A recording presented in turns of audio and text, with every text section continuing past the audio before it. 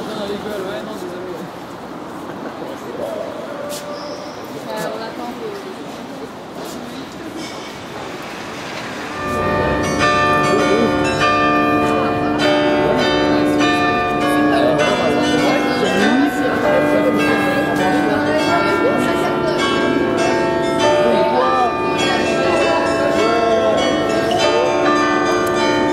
ceux qui se débrouillent le mieux en anglais, etc., ils vont avec les Espagnols, enfin, les Espagnols, c'est les profs, les Portugais, les Italiens.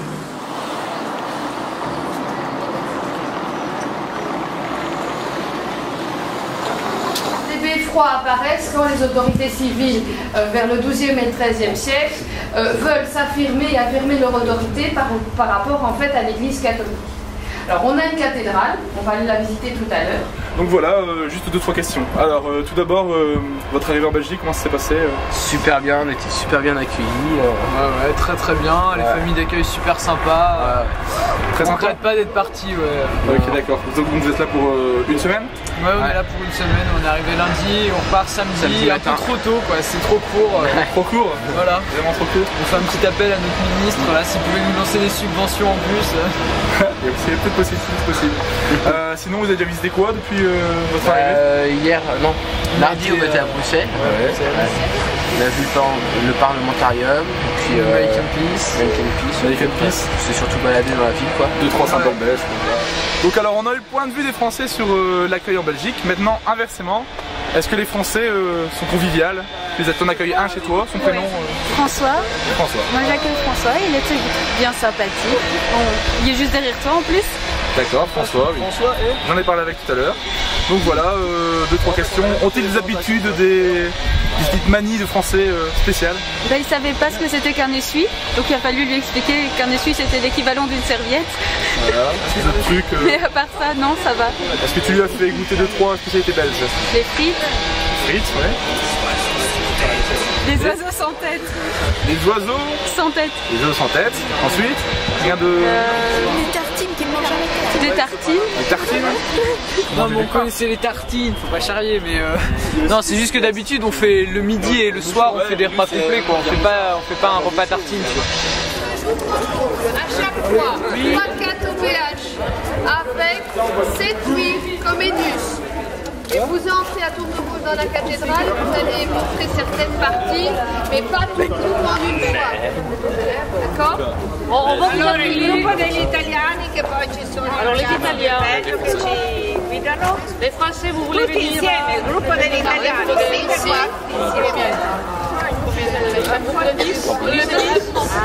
Allez, les Français.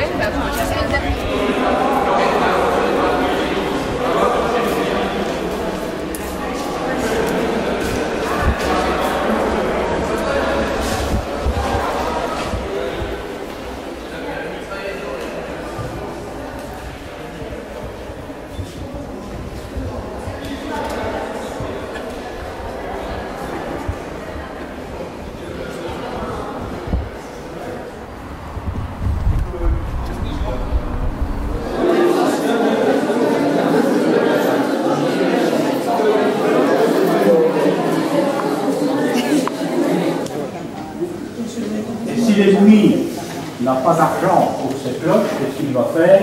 Il va prendre les cloches, il va les fondre et il va en faire des canons. C'est là qu'on arrive à la citadelle. Louis XIV, quand il rentre à Tournai, eh bien les défenses sont obsolètes, elles ne sont plus efficaces. Il va décider de construire une grosse citadelle. Nous sommes ici dans la crypte de l'ancienne abbaye Saint-Martin, qui est en fait aujourd'hui l'hôtel de ville de Tournai. Et nous sommes reçus par M. Massy, le bourgmestre de la ville. Je vais lui laisser la parole. Merci madame, en tout cas bienvenue ici à Tournai. Dans vos cours d'histoire, Tournai au 5e siècle était la première capitale de l'Occident. Et si Clovis avait décidé de rester à Tournai, mais il ne serait pas là à Paris.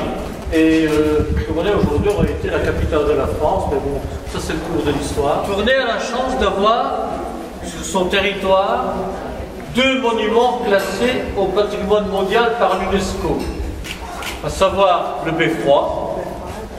C'est un roi de France qui a accordé à la ville de Tournai ce qu'on appelait à l'époque le droit de cloche. C'est le Beffroi. Et quelques dizaines de mètres en contrebas, c'est la cathédrale.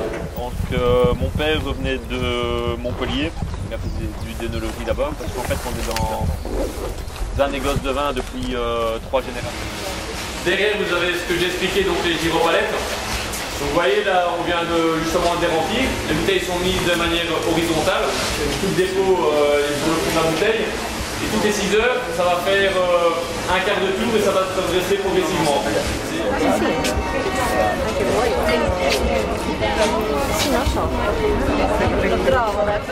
Gigi, c'est la première fois qu'ils vont manger. Voilà, j'allais dire, ils vont être surpris de nous voir boire. La tradition veut qu'il y ait des hommes habillés en femme. C'est ce qu'on appelle aussi parfois le jour des mamzelles. Le carnaval, c'est la fête à l'envers. C'est une théorie qui a été émise par un Allemand qui s'appelle Michael Bakhtin dans les années